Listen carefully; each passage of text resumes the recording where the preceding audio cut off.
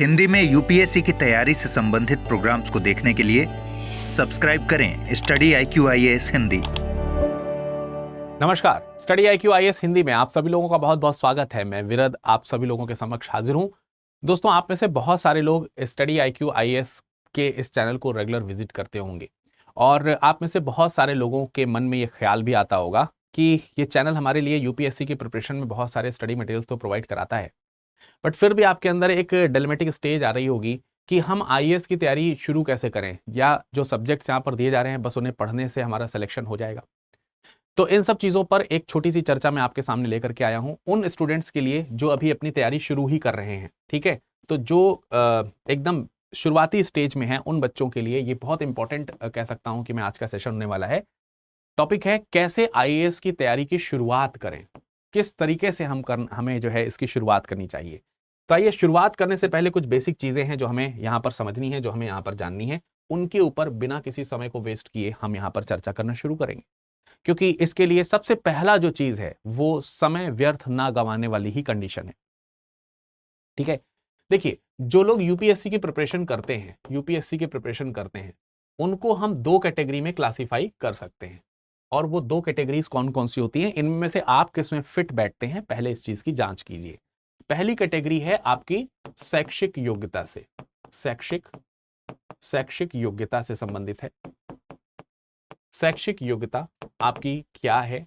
सबसे पहले तो आपको ये ध्यान में रखना चाहिए, तब इसकी तरफ मूव करना चाहिए कि हमें आईएएस की प्रिपरेशन कैसे करनी है। दूसरा, आपको ये ध्यान रखना है कि आपकी आयु क्या है, आयु, एज जो है वो क्या है। ठीक है, आप किस एज ग्रुप के हैं। ठीक है, ये चीज आपको यहां पर ध्यान रखनी है।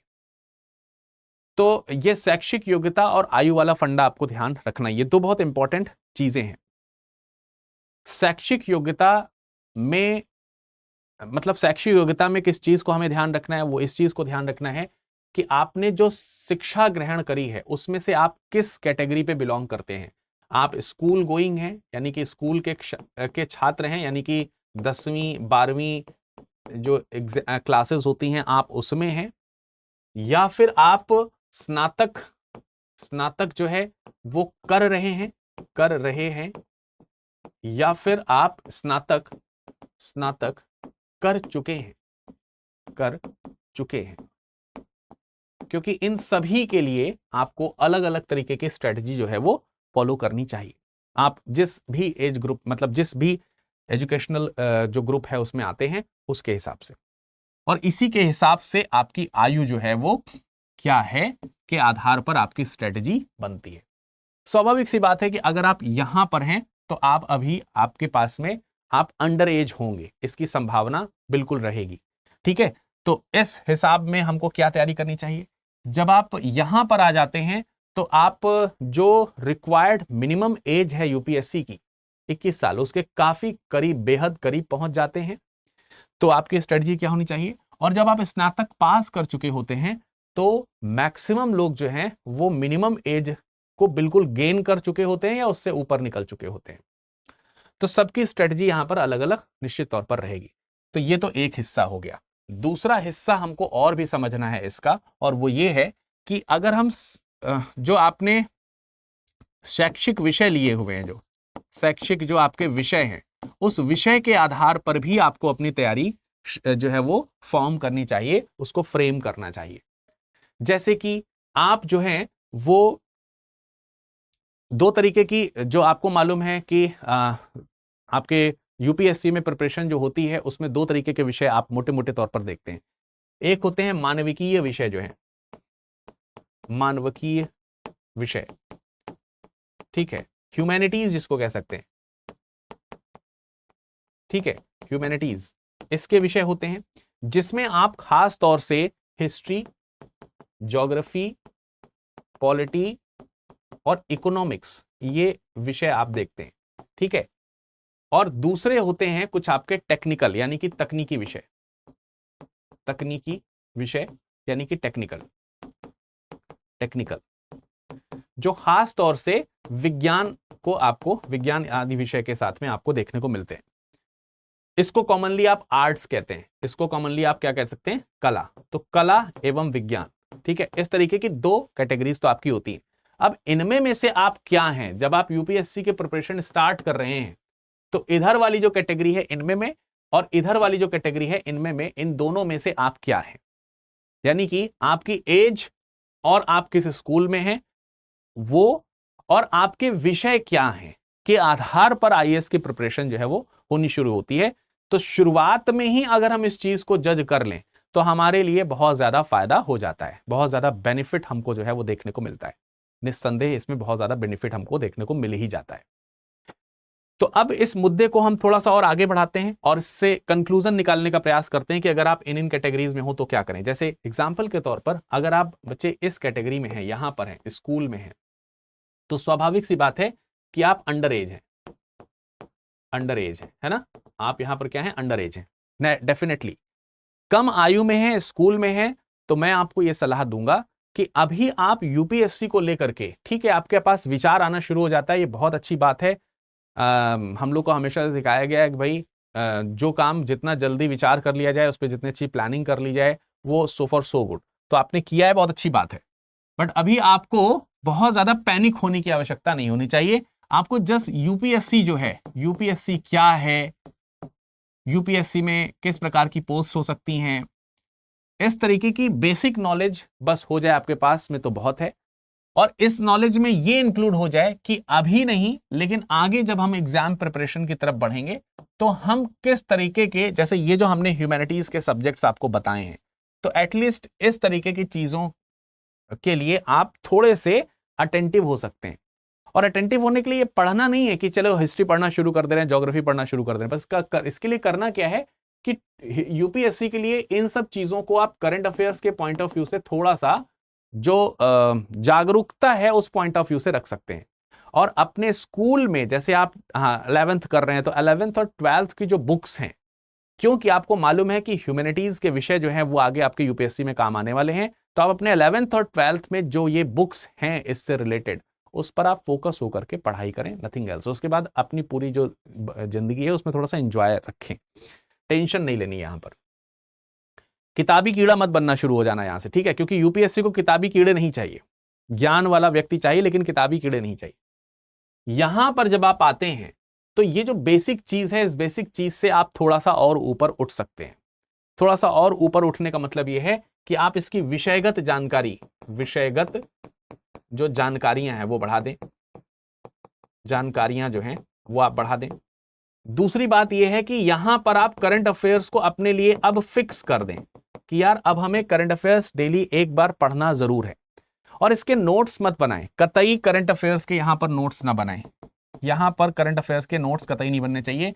यहां पर भी करंट अफेयर्स या किसी भी चीज के यहां पर नोट्स नहीं बनाने, जस्ट घूमना है, फिरना है और कुछ नहीं करना। नोट्स तो बनाने ही नहीं है, इसके कतई भी बनाने नहीं है, यहां पर भी आपको नोट्स नहीं बनाने।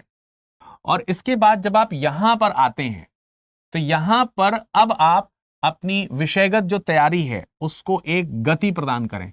अब आप यहां पर गति प्रदान करना शुरू कर दें, अर्थात आप प्लान्ड वे में जो है, अब या तो आप सेल्फ स्टडी कर रहे हैं तो इस समय के आते आते तक आपके पास में सोर्सेज जो हैं स्टडी के वो हो जाने चाहिए। सोर्सेज के लिए आप क्लियर रहें कि हमें ये पढ़ना है, ये नहीं पढ़ना है, यहां से पढ़ना है, यहां से नहीं पढ़ना है, ये किताब पढ़ना है, ये किताब नहीं पढ़ना है। ये डिलिमिटिंग स्टेज इन लोगों के लिए नहीं होनी चाहिए, ठीक है, अगर आप इस कैटेगरी में आ जाते हैं तो, क्योंकि आपके पास ना तो आयु बच रही है और ना ही उतना समय बच रहा है कि भाई आप इन सब चीजों में अपना समय जो है वो व्यर्थ कर सकें, ठीक है। तो ये चीज आपको यहां पर ध्यान रख लेनी चाहिए।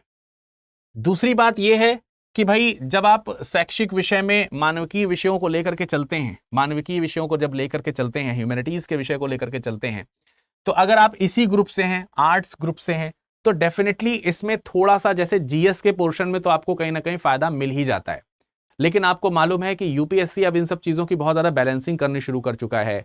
वो अब साइंस के क्वेश्चंस पूछते हैं, ज्योग्राफी के क्वेश्चंस पूछते हैं, ज्योग्राफी में भी जो अपडेशंस हैं उनके सारे क्वेश्चंस जो है उन्होंने पूछने शुरू करे हैं।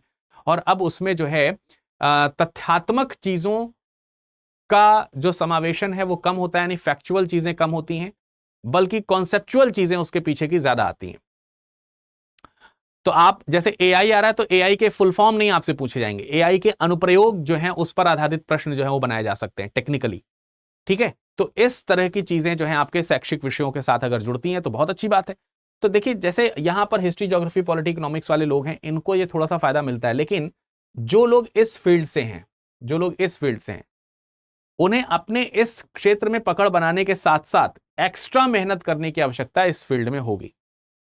यानी डेफिनेटली इस तरह के जो लोग हैं उनको थोड़ा सा यहां पर ज्यादा मेहनत करना पड़ सकता है।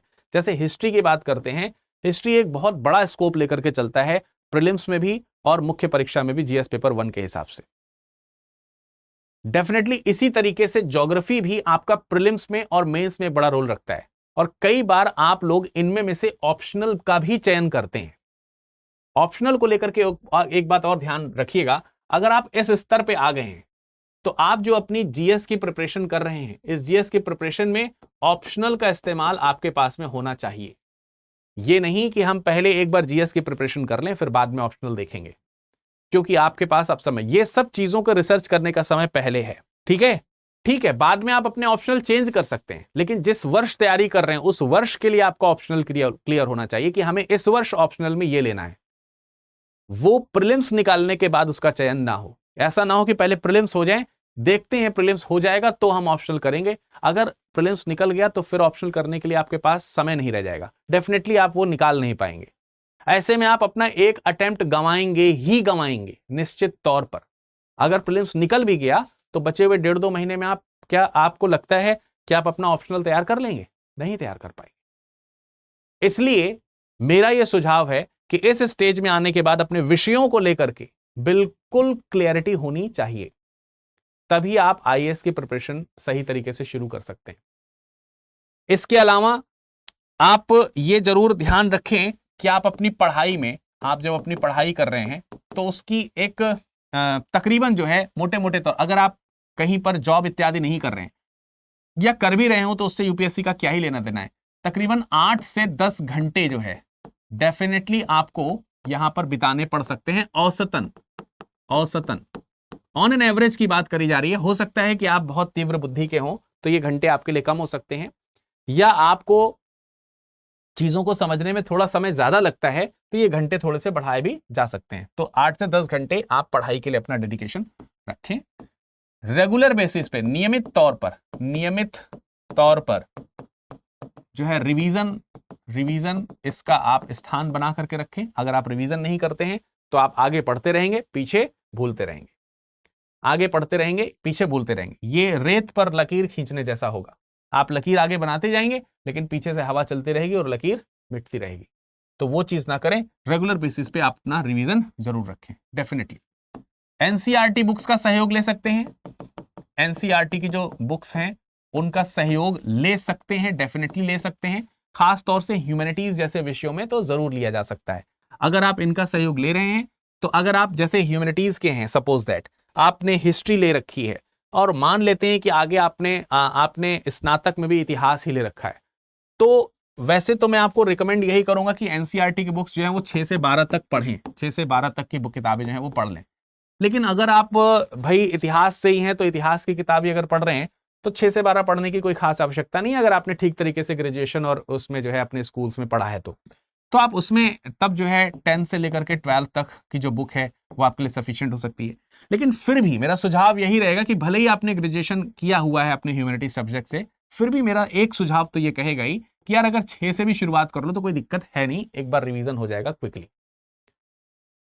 साइंस इत्यादि के जैसे विद्यार्थी होते हैं तो उनमें एनसीईआरटी के कुछ अपडेशंस नहीं होते हैं। जैसे प्रेजेंट टाइम में जो टेक्नोलॉजीज आ रही हैं, जैसे एआई की मैंने बात करी, तो अब आपको वहां पर तो एआई मिल नहीं जाएगा, लेकिन फिर भी कई ऐसे विषय हैं जो आपको साइंस एंड टेक्नोलॉजी के तौर पर देखने को मिल सकते हैं। तो आप वहां पर एनसीईआरटीज की सहायता जरूर ले लें। अगर ले सकते हैं तो बहुत अच्छी बात होगी। एनसीईआरटी के पॉइंट ऑफ व्यू से रिवीजन करें। करंट अफेयर्स जो है वो डेली बेसिस पर आपका होना चाहिए, डेली बेसिस पर होना चाहिए। और डेली बेसिस पर जैसे यहां पर आप लोग हैं तो यहां पर सिर्फ करंट अफेयर्स से गो थ्रू होइए। यहां पर जब आप करंट अफेयर्स हैं तो करंट अफेयर्स की सीरियसनेस आपके पास में होनी चाहिए। ठीक है, अब इसके लिए जैसे आपने स्टडी आईक्यू जो है वो ले लिया, स्टडी आईक्यू आईएएस हिंदी ये चैनल जो है इसको फॉलो कर लिया। अगर हिंदी का चैनल फाइनल कर लेते हैं तो जो द हिंदू न्यूज़पेपर है, द हिंदू, और जो इंडियन एक्सप्रेस न्यूज़पेपर है, इन दोनों के हिंदी में एनालिसिस सुबह आते हैं। सुबह 7 बजे आप देखेंगे इंडियन एक्सप्रेस का एनालिसिस आपको पहले मिलता है। फिर उसके बाद 9 बजे जो है, 9 बजे आपको ये द हिंदू का एक्सप्लेनेशन मिलता है। मनीष सर लेकर के आते हैं इंडियन एक्सप्रेस का एक्सप्लेनेशन, और अतुल सर लेकर के आते हैं द हिंदू का एक्सप्लेनेशन हिंदी में। तो आप इसको जरूर फॉलो करें। रात में 9 बजे न्यूज एट 9 आती है, पूरे दिन का न्यूज का कंपाइलेशन उसमें होता है, बहुत ही शानदार तरीके के न्यूज फॉर्मेट में होता है, अमृत उपाध्याय सर लेकर के आते हैं। तो इन सब चीजों को आप फॉलो करके आप अपनी स्टडी को कंटिन्यू रख सकते हैं। एंड यस डेफिनेटली अगर आपको लगता है कि हमें संस्थान से जुड़ना चाहिए, सो हम आपको इसमें स्टडी आईक्यू का रिकमेंडेशन जरूर करेंगे, स्टडी आईक्यू का रिकमेंडेशन जरूर करेंगे। तो स्टडी आईक्यू ने हिंदी में भी कोर्सेज लॉन्च किए हुए हैं। हिंदी में जो कोर्सेज लॉन्च हुए हैं वो 10 तारीख से 10 मई से शुरू होने वाले हैं। इसमें आपको जो लाइव क्लासेस हैं वो मिलेंगी डेली बेसिस पे। लाइव क्लासेस 2.5 से 3 घंटे जो है, 2.5 से 3 घंटे की क्लासेस जो है आपको इसमें मिलेंगी डेली बेसिस पर। आपको नित्य प्रति इसमें आंसर राइटिंग के लिए प्रश्न दिया जाएगा, और उस प्रश्न को लिख करके आप भेजेंगे तो उस प्रश्न की जांच की जाएगी, और जहां पे सुधार की आवश्यकता है वो आपको बताया जाएगा।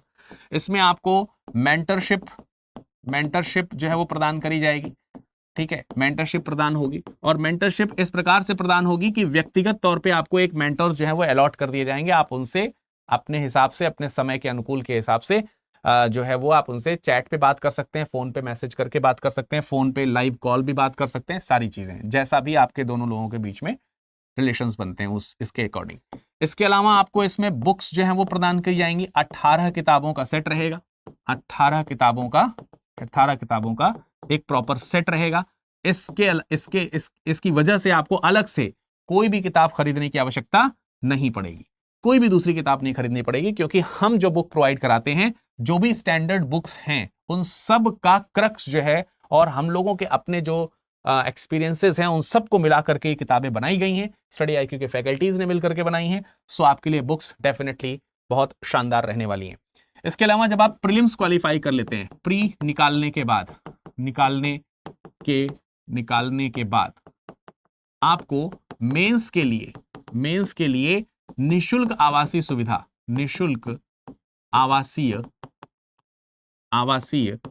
जो है वो प्रदान की जाती है, और निशुल्क आवासीय सुविधा जो है वो आपको मिलेगी। इसमें कोई भी एक्स्ट्रा पैसा नहीं देना पड़ेगा अगर आप प्रीलिम्स क्वालिफाई करते हैं। प्रीलिम्स आप क्वालिफाई कर सकें, इसमें भी हम आपकी सहायता करते हैं, और इसके लिए हम क्या करते हैं, आपको SIP प्रोग्राम देते हैं, सक्सेस इन प्रीलिम्स, प्रारंभिक परीक्षा में सफलता के लिए हम आपको ये प्रोग्राम दे रहे होते हैं। तो डेफिनेटली इससे आपको बहुत सारे लाभ होंगे। तो ये जो सारी सुविधाएं हैं, ये जिस बैच में है, वो बैच जो है वो आपका GS फाउंडेशन बैच है, ठीक है। ये जो सुविधाएं हैं सारी की सारी, ये आपका किस में है, ये GS फाउंडेशन बैच P2I में है। 2025 और 2026 को इसमें टारगेट करते हुए पढ़ाया जा रहा है। 10 तारीख से इस बैच में शुरुआत हो जाएगी, 10 जून से इसकी शुरुआत हो जाएगी। 10 जून से जो बैच शुरू हो रहा है वो हिंदी मीडियम में भूगोल विषय के साथ शुरू हो रहा है, ठीक है। तो अगर आप ये डिसाइड कर चुके हैं कि हमें किसी ना किसी इंस्टीट्यूट से जुड़ना है, तो स्टडी आईक्यू IAS हिंदी के साथ जुड़िए। हिंदी के बैच को आप सेलेक्ट कीजिए, और सेलेक्ट करके उसमें भूगोल विषय के साथ अपनी तैयारी करनी शुरू कर दीजिए। बाकी सारी चीजें हमारे ऊपर छोड़ दीजिए।